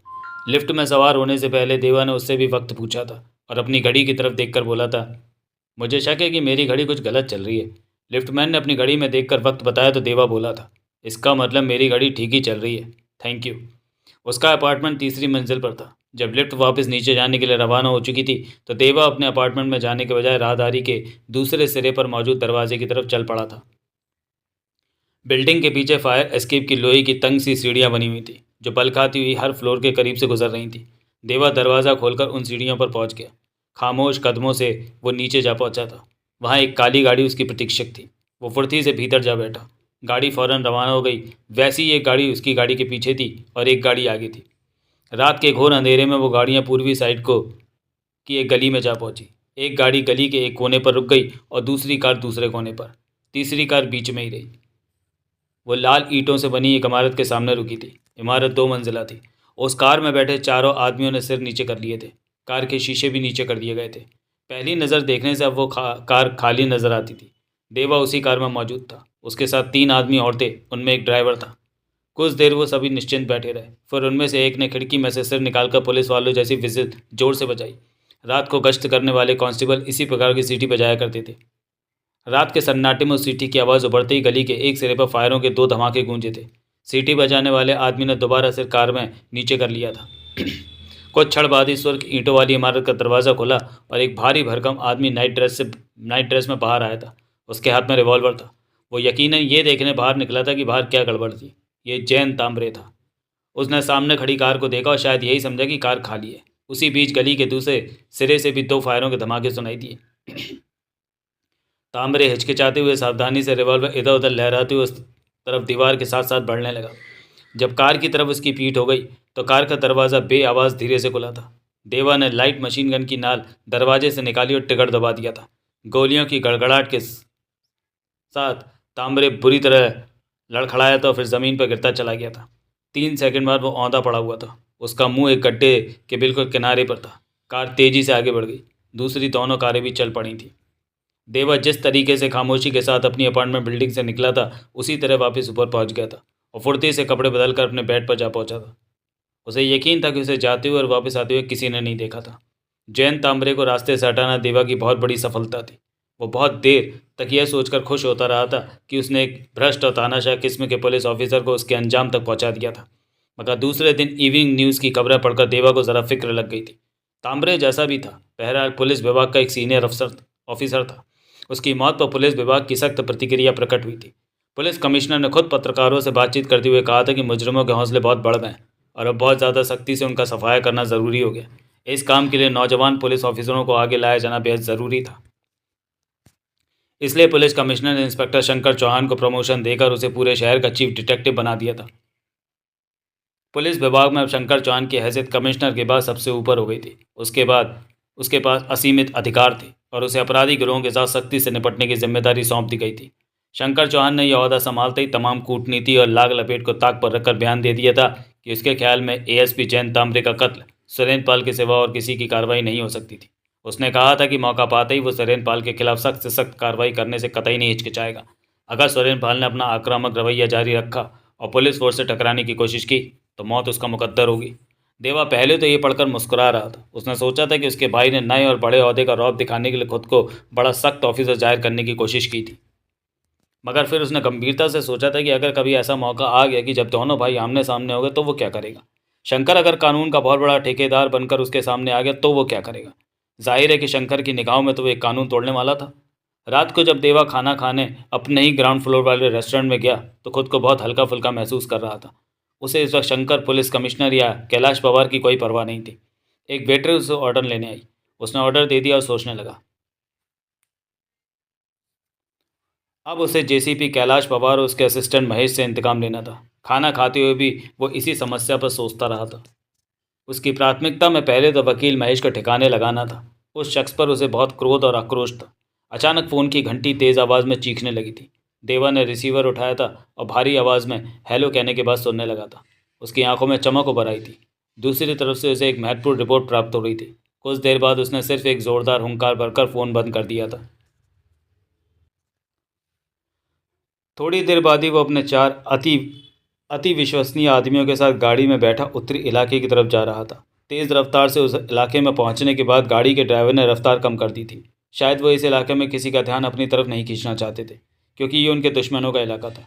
अगर उनकी इस इलाके में मौजूदगी की खबर ज़रा सी भी इधर उधर फैल जाती तो शायद छोटे मोटे गिरोह के आदमी भी उन्हें घेर कर मारने के लिए निकल खड़े होते। समस्या सिर्फ गार्डों और दुश्मनों की नहीं, पुलिस की भी थी। अगर किसी वजह से पुलिस उन्हें घेर लेती और गाड़ी की तलाशी की नौबत आ जाती तो उनके लिए कई चीज़ों का स्पष्टीकरण देना मुश्किल हो जाता। कई ऐसी चीज़ें उनकी गाड़ी में मौजूद थी जिनके बारे में वो कुछ नहीं बता सकते थे, खासतौर पर दुश्मन के इलाके में। आखिर उनकी गाड़ी एक अंधेरी सी गली में जा रुकी थी। कार के रुकते वक्त भी कोई खास आवाज़ पैदा नहीं हुई थी। उसी तरह बेआवाज़ तरीके से गाड़ी के दरवाजे खुले थे और देवा के साथ उसके 3 साथी कार से उतरे थे। अब उनके चेहरों पर नकाबें चढ़ी हुई थी और उनके हाथों में हल्की मशीन गनें थी। गाड़ी ऐसी जगह रुकी थी जहाँ से वो एक छोटी गली को क्रॉस करके दूसरी तरफ निकल सकते थे, जहाँ दूसरी सड़क थी। बिल्ली की तरह बेआवाज़ कदमों से उन्होंने वो गली क्रॉस की और खुली सड़क पर पहुँच गए थे। इस वक्त वो गहरे रंग के कपड़ों में, चेहरों पर नकाब लगाए, हाथों में मशीन गन उठाए वो साफ तौर पर मौत के फरिश्ते मालूम हो रहे थे। सामने ही एक शराब खाना था जो ज़रा स्टैंडर्ड का माना जाता था, प्रेसिडेंट वॉर। उन्होंने एक झटके के साथ दरवाज़ा खोला था। काउंटर के पास वकील महेश खड़ा 2 आदमियों से बातें कर रहा था।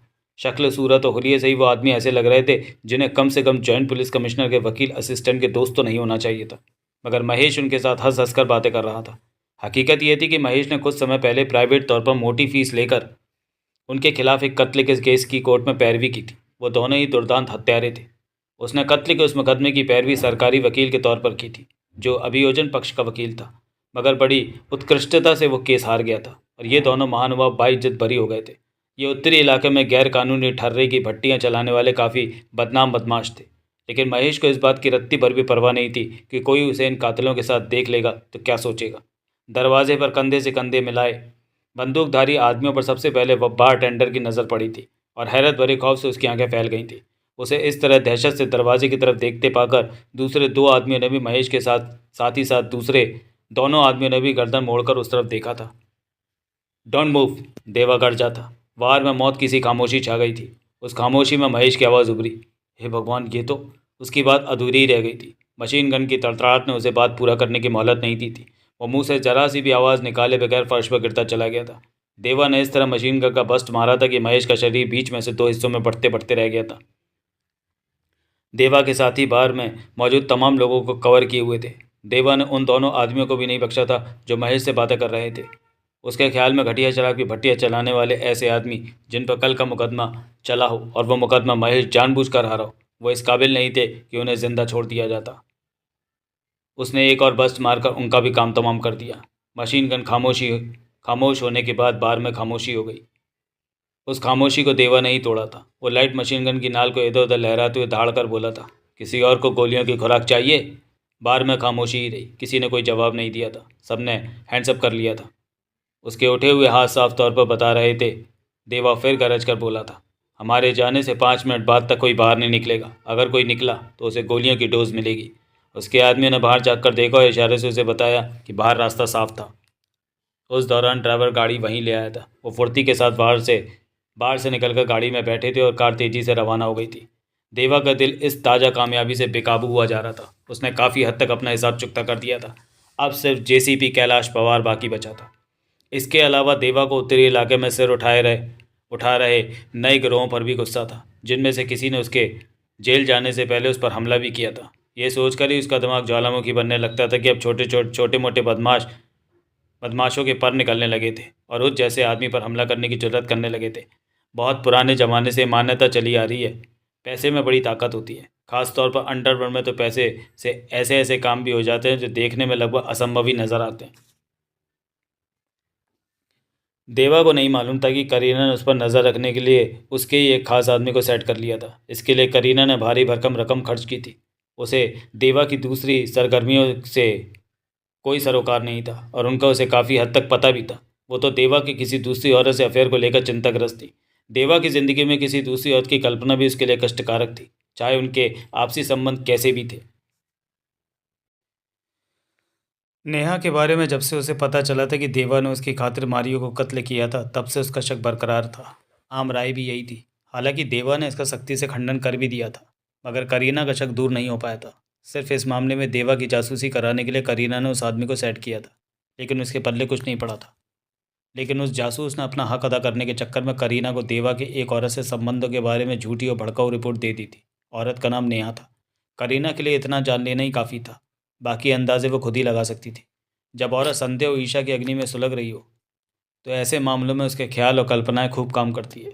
गुस्से से करीना की हालत ख़राब हो रही थी। वो अपना अपमान बर्दाश्त नहीं कर सकती थी कि उसके होते हुए देवा किसी दूसरी औरत के रूप जाल में फंस जाए। आखिर करीना ने भी तो अपने बहुत से चाहने वालों को ठुकरा कर से देवा के साथ नाता जोड़ लिया था और अब देवा ने दूसरी लड़की ढूंढ ली थी। वैसे अब खुद करीना का दिल भी देवा से भरने लगा था। उसे अपनी ज़िंदगी के खतरों भरे एडवेंचर के दिन रात याद आते थे और उन दिनों की रंगीनी अच्छी लगने लगी थी, जब अंडरवर्ल्ड में एक गन गर्ल के रूप में उसका अपना अलग एक नाम था।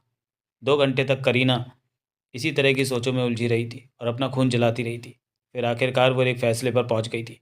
उसने chief inspector detective Shankar Chauhan को फ़ोन किया था और मधुर सर में उससे काफ़ी ज़्यादा बात की थी। शंकर से बात करने के बाद करीना ने देवा को फ़ोन किया था। वो छूटते ही बोला था, डार्लिंग, आज रात मैं बहुत व्यस्त रहा हूँ और अभी तक व्यस्त ही हूँ। हाँ, मुझे तुम्हारी व्यस्तताओं का अंदाज़ा है, करीना ने तीखे लहजे में कहा था। लेकिन देवा उसके लहजे के तीखेपन को महसूस नहीं कर सका था। उसका दिमाग इस वक्त ना जाने कहाँ फंसा हुआ था। और हाँ बेबी, तुम्हें एक खास खबर सुनाऊं? वकील महेश को कुछ अज्ञात लोगों ने फायरिंग करके मार डाला है। देवा के लहजे में एक गुप्त सी खुशी थी। देवा ने अपनी समझ में तो उस खुशी को छिपा लिया था, लेकिन करीना उसे महसूस किए बगैर नहीं रह सकी थी। ओ बेचारा, वो छुपते हुए लहजे में बोली, तुम तो उसको यकीनन कहीं दूसरी जगह होगे जब वो घटना घटी घटी थी। हाँ जाहिर है, वो इत्मीनान से बोला था। मेरे पास भी तुम्हें सुनाने के लिए खास खबर है देवा, करीना ने कहा। दिल्ली अंडरवर्ल्ड के लोगों की आज आधी रात के समय राम भंडारी के ठिकाने पर एक बहुत महत्वपूर्ण मीटिंग है। वो लोग यहाँ पाँव जमाने के लिए उन सब लोगों को संगठित करने का प्रोग्राम बना रहे हैं जो तुम्हें पसंद नहीं करते। वो लोग दिल्ली से बहुत सारे आदमी लाने के बजाय यहीं के लोगों को तुम्हारे खिलाफ इस्तेमाल करके तुम्हें और तुम्हारे गैंग को ख़त्म करने का प्लान बना रहे हैं। ओह अच्छा, देवा ने कुछ हैरत से पूछा। लेकिन तुम्हें यह खबर कहाँ से मिली है? इस बात को छोड़ो, फ़ौरन फैसला करने की कोशिश करो कि तुम्हें क्या करना है। दिल्ली माफिया के लोग गहरे नीले रंग की 4 मर्सिडीज़ कारों में आएंगे। अभी 11:30 बजे हैं। अगर तुम थोड़ी सी तेज़ी दिखाओ तो उन्हें उस वक्त सबक सिखा सकते हो जब वह मीटिंग खत्म करके निकल रहा हूँ, करीना ने कहा था। सूचना के लिए धन्यवाद हनी, मैं ऐसे ही करूँगा, देवा ने खुश होकर कहा और रिसीवर रख दिया था। करीना ने इधर फ़ोन बंद किया था तो उसके पंखुड़ियों जैसे होंठों पर बड़ी क्रूर सी मुस्कुराहट थी, जो इससे पहले कभी उसके होंठों पर नहीं देखी गई थी। वो सोच रही थी कि अगर सब कुछ उसके अनुमानों के अनुसार ही होता रहा तो कल के अखबार एक सनसनीखेज खबर के विवरणों से भरे हुए होंगे, और अगर उसके अनुमान गलत साबित हो गए, कोई गड़बड़ हो गई, तो सुबह बिस्तर में उसकी अपनी लाश मिलेगी। कुछ क्षण के लिए वो भयभीत हो गई, मगर फिर उसने भय को अपने दिमाग से छटकते हुए अपने आप को समझाया कि जिस तरह की ज़िंदगी वो गुजार रही थी वहाँ इस तरह का खतरा तो हर वक्त लगा ही रहता था। इधर देवा ने करीना से वो खास खबर सुनने के बाद फ़ोन बंद किया था और अपने आदमियों को निर्देश देने शुरू कर दिए थे। उसके हेडक्वार्टर में जल्दी ही भाग दौड़ और सरगर्मी शुरू हो गई थी। खास खास निशानेबाजों और लड़ाकों को जमा किया गया था और जल्द ही 4 कारें आदमियों से भरकर वहां से रवाना हो गई थी। देवा सबसे आगे अपनी जाती कार में अपने गार्ड्स के साथ था। राम भंडारी का ठिकाना एक सैलून था जिसमें बार और जुआ घर भी शामिल था। यहाँ ज़्यादातर अंडरवर्ल्ड के लोगों का ही आना जाना था। ये जगह शहर के एक ऐसे इलाके में दूर दराज थी जहाँ से बाहरी इलाका शुरू हो जाता था। इलाका काफ़ी पिछड़ा हुआ था और यहाँ अभी पूरी आबादी नहीं थी। भंडारी का ठिकाना देखने में ही खतरनाक जगह लगता था। वहाँ बहुत सारी खतरनाक वारदातें भी हो चुकी थी। देवा ने सैलून से काफ़ी दूर रुककर ही आसपास का जायज़ा लिया था। नीम अंधेरी नज़र आगे वाली उस इमारत के सामने कई गाड़ियाँ खड़ी दिखाई दे रही थी, लेकिन उनमें देवा को गहरे नीले रंग की मर्सिडीज़ गाड़ी कोई नहीं दिखाई दे रही थी। उसने सोचा था शायद वो लोग अभी पहुँचे नहीं हैं। वैसे भी अभी 12 बजने में कुछ मिनट बाकी थे। अभी वो लोग इधर उधर देख ही रहे थे कि तभी उन्हें शहर की तरफ से 4 गाड़ियाँ भंडारी के ठिकाने की तरफ आती दिखाई दी थी। वो मर्सिडीज़ कारें ही थी। देवा के दिल की धड़कनें तेज़ हो गई थी और गोद में रखी लाइट मशीन गन पर उसकी गिरफ्त मजबूत हो गई थी। वो सोच रहा था कि आज वो साबित कर देगा कि इस शहर पर सिर्फ और सिर्फ उसी की हुकूमत है। जो भी उसे चैलेंज करेगा वो पछताएगा। योजना अनुसार वो गाड़ियों से उतरे और अंधेरे में छिपते छिपाते कतार की सूरत में आगे बढ़ने लगे। उनका इरादा था कि अर्धचंद्राकार रूप में गारों को घेर कर दुश्मनों को खून में नहला देने का। लेकिन जो कुछ हुआ उसकी तो उन्होंने कल्पना भी नहीं की थी। अभी उन्होंने पहला पहला बस्ट ही मारा था कि चारों गाड़ियों में से सायरन की ज़ोरदार आवाज़ें सुनाई देने लगी थी। ये पुलिस कारों की सायरन की ही आवाज़ें थी। हे भगवान, देवा गुर्राया, ये तो पुलिस की गाड़ी है। उसे यकीन नहीं आ रहा था। पुलिस की काफ़ी बड़ी फोर्स इस तरह घात लगाकर हमला करना बड़ा संगीन जुर्म था। वैसे तो शायद देवा को उन्हें ख़त्म करने में एक पल की भी हिचकिचाहट न होती, लेकिन उसे मालूम था कि पुलिस पर इस तरह सुसंगठित ढंग से फायरिंग करने का खामियाजा उसे और उसके गैंग को इस तरह भुगतना पड़ेगा कि वो कहीं के नहीं रहेंगे। मगर पुलिस कारों की तरफ से फायरिंग शुरू हो चुकी थी। दोनों तरफ से शोले लपक रहे थे और लगभग वीरान पड़े इलाके की शांति तहस नहस हो चुकी थी। अब यह ज़िंदगी और मौत की जंग थी। देवा चाहते हुए भी अब फायरिंग नहीं रोक सकता था। वो लोग अगर अपने बचाव में फायर न करते तो चूहों की तरह मारे जाते।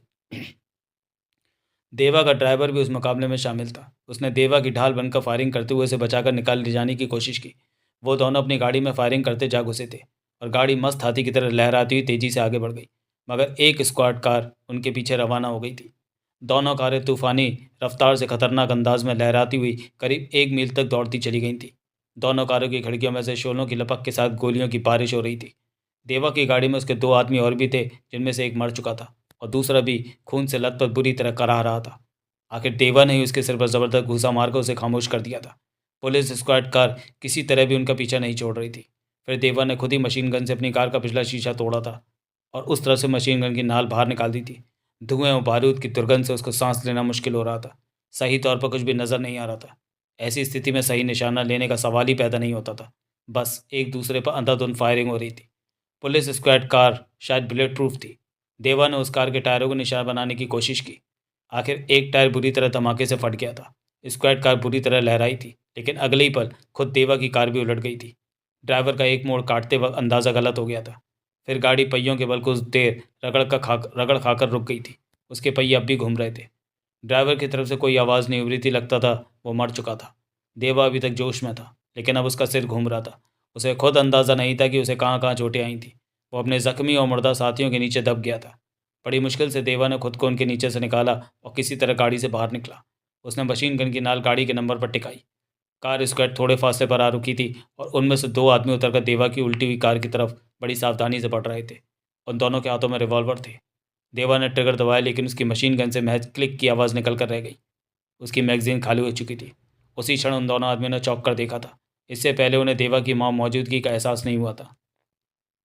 उनके रिवॉल्वरों का रुख देवा की तरफ हो गया था, लेकिन देवा ने उनमें से किसी को फायर करने की मोहलत नहीं दी थी। वो निहायत फुर्ती से अपना रिवॉल्वर निकाल चुका था। उसने फ़ौरन फायर किया था। एक आदमी लड़खड़ाया था और सड़क पर गिर पड़ा था। दूसरा आदमी अब पूरी तरह देवा की तरफ आकर्षित हो गया था।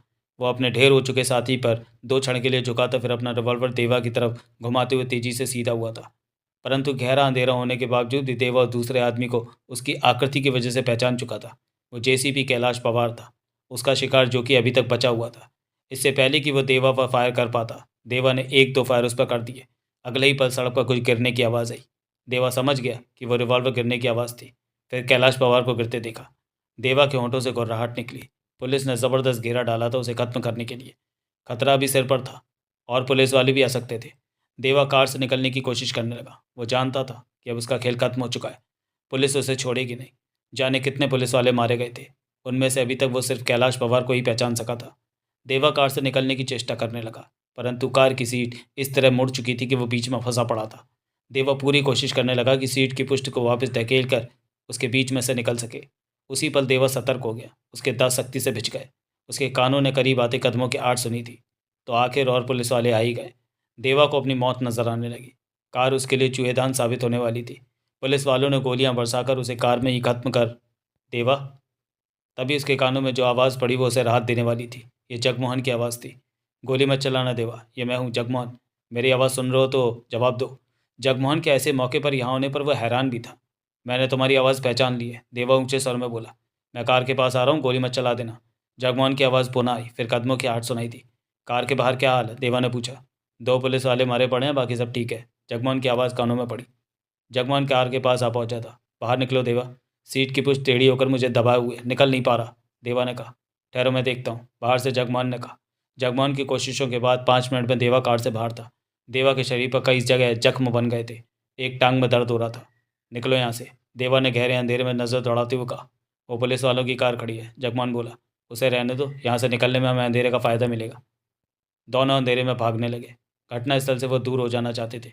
देवा की टांग में दर्द हो रहा था, परंतु भागकर यहाँ से दूर और दूर हो जाना बहुत ज़रूरी था। पुलिस आती ही होगी। उसकी तलाश में पुलिस का कई किलोमीटर तक घेरा पड़ जाना था कि वो पास में कहीं घायल न पड़ा हो। हालात खतरनाक हो गए थे। जेसीपी कैलाश पवार के साथ और जाने कौन कौन सा पुलिस वाला मरा था। देवा जानता था कि अब उसका खेल खत्म हो चुका था। पुलिस ने अब उसे मोहलत नहीं देनी थी जाने की। 10 मिनट बाद वे दौड़ते हुए रुके। दोनों ही हाँफ रहे थे। फिर वो तेज़ तेज़ चलने लगे। तुम्हारे पास कार नहीं है, देवा ने तेज़ी से कदम आगे बढ़ाते हुए पूछा। नहीं, कार नहीं है। तुम यहाँ कैसे पहुँचे? मुझे राम भंडारी के खास आदमी ने अपने ठिकाने पर बुलाया था। वो मुझे कोई काम देने वाला था।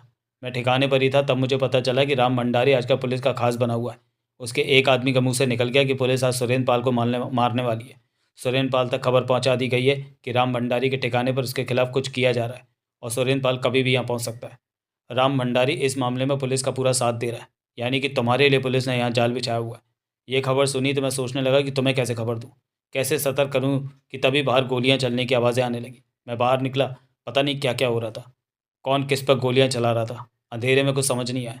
तभी मैंने एक कार जो कि तुम्हारी ही थी को एक तरफ जाते और उसके पीछे एक अन्य कार को जाते देखा, तो समझ गया कि आगे वाली कार में तुम हो और पीछे वाली कार में पुलिस है। मैं छिपते छिपाते पैदल ही उस दिशा में भागा जिधर तुम्हारी और पुलिस की कार गई थी। मैं जानता था कि पुलिस तुम्हें ज़्यादा दूर नहीं जाने देगी। यही हुआ। जब यहाँ पहुँचा तो गोलियाँ चलने की आवाज़ मैंने सुन ली थी। पहले तो मैंने सोचा कि तुम गए, परंतु फिर मैंने उल्टी पड़ी तुम्हारी कार के बाहर खड़े एक पुलिस वाले को गोलियों की आवाज़ के साथ गिरते देखा, तो समझ गया कि तुम जिंदा हो। देवा और जगमोहन अब तेजी से आगे बढ़े जा रहे थे। जगमोहन नहीं देख पाया था कि देवराज चांद के चेहरे पर दरिंदगी बरस रही है। गहरा अंधेरा था। यहाँ तो स्ट्रीट लाइट की रोशनी भी नहीं थी। देवा के चलने में कुछ लंगड़ाहट थी, परंतु वो पूरी तरह तेज चल रहा था। यहाँ से दूर हो जाना बहुत ज़रूरी था। तुमने आज भी मुझे बचाया, देवा बोला। उस दबी सीट के बीच में से निकलना आसान नहीं लग रहा था मुझे। मैंने तुम पर कोई एहसान नहीं किया, जगमोहन ने कहा। यह सुनकर कि पुलिस मुझे राम भंडारी के ठिकाने पर घेरने वाली है, तुम परेशान होकर बाहर क्यों आ गए वहाँ से? पता नहीं, मन में यही आया कि मुझे तुम्हारी सहायता करनी चाहिए। क्यों? कुछ पल चुप रहकर जगमोहन बोला। तुम मुझे पसंद हो, अपने काम से मतलब रखते हो और हर बार मुझे अच्छे नोट दिए। तभी उसके कानों में पुलिस सायरन की आवाज़ें पड़ने लगी। दूर से आवाज़ आ रही थी। वो समझ गए कि बाकी के पुलिस वाले उल्टी पड़ी कार और 2 पुलिस वालों की लाशों के पास पहुंच गए। उन्होंने वो सड़क छोड़ दी, रास्ता बदल दिया और खुले मैदान जैसी जगह को पार करके आगे बढ़ने लगे। तुम्हें डॉक्टर की ज़रूरत है, मैं एक डॉक्टर को जानता हूँ, जगमोहन बोला। डॉक्टर तो मेरा है, देवा कठोर स्वर में बोला, परंतु डॉक्टर से भी ज़रूरी एक और काम है पहले। क्या? देवा खामोश रहा। दोनों तेज़ी से आगे बढ़ते रहे। तुमने बताया नहीं क्या ज़रूरी काम है, जगमोहन बोला। तुम क्यों जानना चाहते हो? यूं ही मत बताओ। मेरे साथ रहने में तुम्हें खतरा है जगमोहन। पुलिस अब खुलकर मेरे पीछे पड़ जाएगी। कुछ देर पहले मेरे हाथों से जेसीबी कैलाश पवार भी मारा गया है, और भी कई पुलिस वाले मरे हैं। समझो मेरा गैंग खत्म हो गया। पुलिस को पता चल गया है कि हम एक दूसरे को जानते हैं, या इस मौके पर तुम मेरे साथ हो तो। मैं ऐसी बातों से नहीं डरता, जगमोहन ने गंभीर स्वर में कहा। मेरे साथ क्यों रहना चाहते हो? तुम्हें याद होगा कि मैंने तुम्हें कहा था कि मैं तुम्हें पसंद करता हूँ। तुम हिम्मती हो, दिलेर हो, वादे के पक्के हो। जब जब भी मैं तुम्हें मिला, तुम में मैंने कोई बुराई नहीं देखी, जगमोहन बोला। ठीक है, अभी तो तुम मेरे साथ रहो, मुझे तुम्हारी ज़रूरत भी है। देवा गंभीर और सख्त था इस समय। वहाँ से काफ़ी आगे निकल जाने के बाद उन्हें टैक्सी मिल गई। वो उस इलाके में पहुंचे जहाँ करीना का फ्लैट था। टैक्सी छोड़ी और पैदल ही आगे बढ़ गए। रात के 2:30 बज रहे थे। रह रहकर वाहन सड़क पर से गुजर रहे थे, परंतु पैदल जाता कभी कभार ही कोई दिखता था। उस इलाके में पहुंचते ही देवा ने सिगरेट सुलगाई। पल भर के लिए जगमोहन ने तब देवा का चमकता चेहरा देखा, जो कि उसे बेहद खतरनाक लगा था।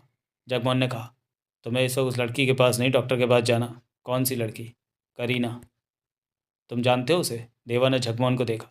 उसका नाम जानता हूँ और एक बार उसे तुम्हारे साथ देखा था। खबरें हर तरफ की रखता हूँ, जगमोहन बोला। देवा ने कुछ नहीं कहा। कुछ आगे जाकर वे ठिठके। जगमोहन ने सामने की इमारत को देखा जहाँ फ्लैट बने हुए थे, फिर बोला, मुझे यह भी पता है कि वो किस फ्लैट में रहती है। तो जाकर देखो, वहाँ पुलिस तो नहीं फैली हुई। देवा ने दांत भींच कर कहा। मेरी मानो तो इस वक्त डॉक्टर के पास। मुझे डॉक्टर से ज़्यादा उस दगाबाज की ज़रूरत है। देवा गुर्रा उठा। क्या मतलब? मुझे पुलिस के घेरे में पहुंचाने वाली करी नहीं है। उसने पुलिस से मुखबिरी की है। ओह, जगमोहन के जिस्म में सिरन दौड़ गई। इस बात का उसे इनाम देना है? जगमोहन देवा को देखे जा रहा था। डर तो नहीं गए? देवा का सर सख्त था। यह सब कुछ मेरे लिए नया नहीं है। वहाँ देखकर मुझे बताओ कि पुलिस है या नहीं। जगमोहन सड़क पार करके इमारत की तरफ बढ़ गया। देवा वहीं अंधेरे में खड़ा रहा। 20 मिनट बाद जगमोहन ने आकर कहा, पुलिस कहीं भी नहीं है। देवा ने जेब में मौजूद रिवॉल्वर पर हाथ रखा कर कहा, तुम यहीं रुको, मैं फ़ौरन लौटाऊंगा। कहकर देवा आगे बढ़ गया। देवा करीना के फ्लैट के बंद दरवाजे पर जा पहुंचा। कॉल बेल दबाई। भीतर से बेल बजने का स्वरूप रहा। देवा का चेहरा कठोरता से भरा चमक रहा था। गैलरी की मध्यम रोशनी में सब दिखाई दे रहा था। हर तरफ खामोशी व्याप्त थी। रात के इस वक्त कहीं से कोई आवाज़ नहीं उठ रही थी। भीतर से कदमों की आहट उभरी। देवा की आंखों में मौत का तूफान उठ खड़ा हुआ। फिर उसे करीना की आवाज़ सुनाई थी, जो भीतर से आई थी। कौन है? जवाब में देवा ने होठ भींचकर पुनः बेल बजा दी। भीतर से दरवाज़ा खोले जाने का स्वरूप रहा। देवा ने रिवॉल्वर निकालकर हाथ में ले ली। तभी दरवाज़ा खुला और नाइटी में करीना दिखी। देवा को देखते ही उसकी आंखें फैल गई। तुम? करीना का चेहरा दहशत और खौफ से भर उठा। वो जड़ सी खड़ी रह गई। जिंदा हूँ, देवा ने दरिंदगी भरे स्वर में कहा। मेहरबान तो तुम मुझ पर बहुत थी, परंतु तुम्हारी मेहरबानी मुझ पर काम ना आ सकी। कम से कम मैंने ये नहीं सोचा था कि हमारी आखिरी मुलाकात इस हाल में होगी। मैं तुम्हें धन्यवाद देने आया कि तुमने मेरा कितना ख्याल रखा। सर में जहरीलापन आ गया था।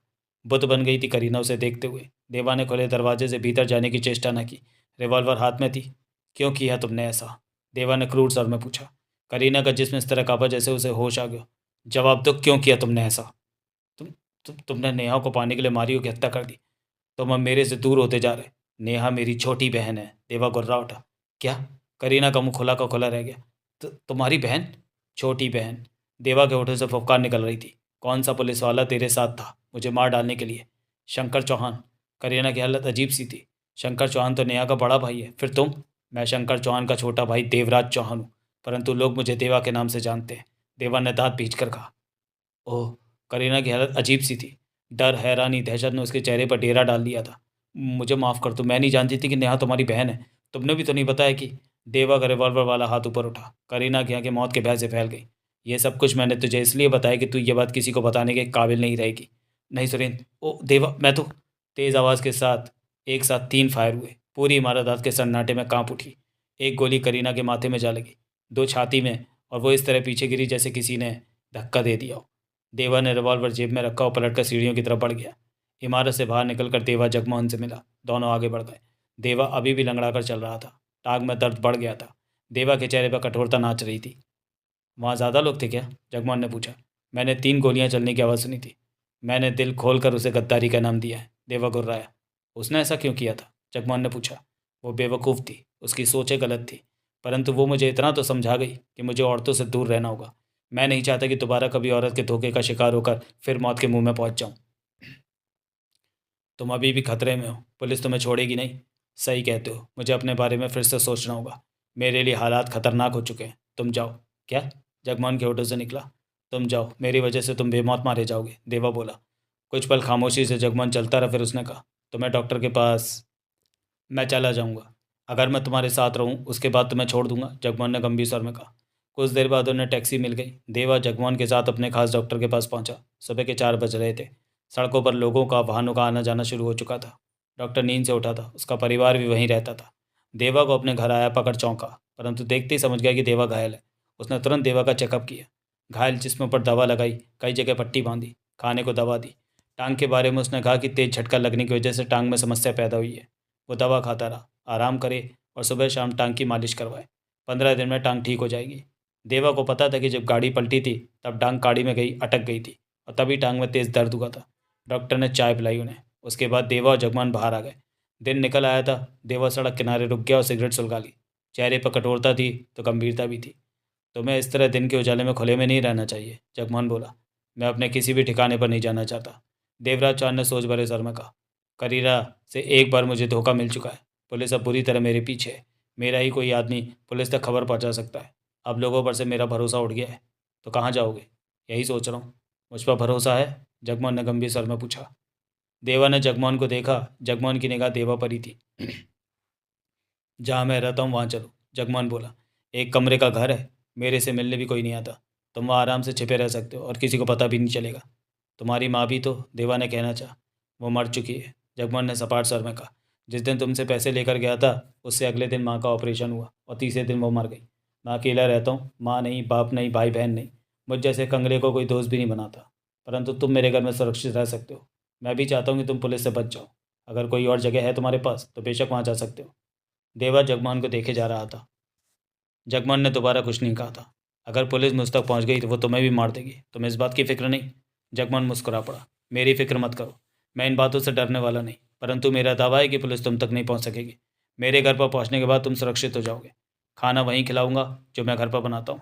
10-15 दिन में यह मामला पूरी तरह शांत हो जाएगा। पुलिस सोचेगी कि तुम मुंबई से कहीं दूर भाग गए। तब तुम्हारे पास बहुत वक्त होगा कि सोच सको अब तुमने कौन सा कदम उठाना है। मेरे ख्याल में तो मुंबई से निकल जाना। ठीक है, देवा ने गंभीर स्वर में कहा। मैं कुछ दिन तुम्हारे घर पर ही रुकूंगा।